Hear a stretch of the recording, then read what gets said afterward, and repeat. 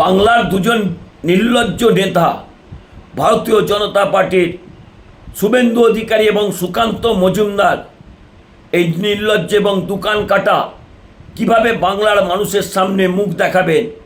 কারণ গতকাল লোকসভাতে তাদের কেন্দ্রীয় গ্রামোন্নয়ন দপ্তরের প্রতিমন্ত্রী যে তথ্য তুলে ধরেছেন তাতে সবচেয়ে বেশি জব কার্ডের টাকা চুরি করেছেন যোগী আদিত্যনাথের উত্তরপ্রদেশ সরকার, দ্বিতীয় রয়েছেন বিহারের মুখ্যমন্ত্রী নীতিশ কুমার, তৃতীয় রয়েছেন মধ্যপ্রদেশের মোহন যাদব।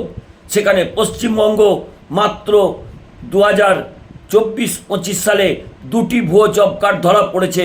তারপরেও কেন বাংলার মানুষকে টাকা দিচ্ছেন না?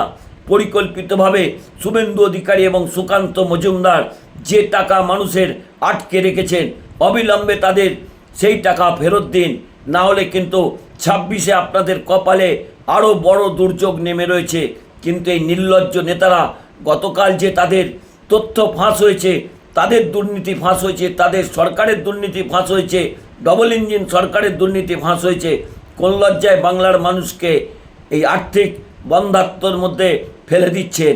আগামী 26-এ আপনাদেরও কিন্তু সরকার সেইভাবেই উৎপীড়ন করবে।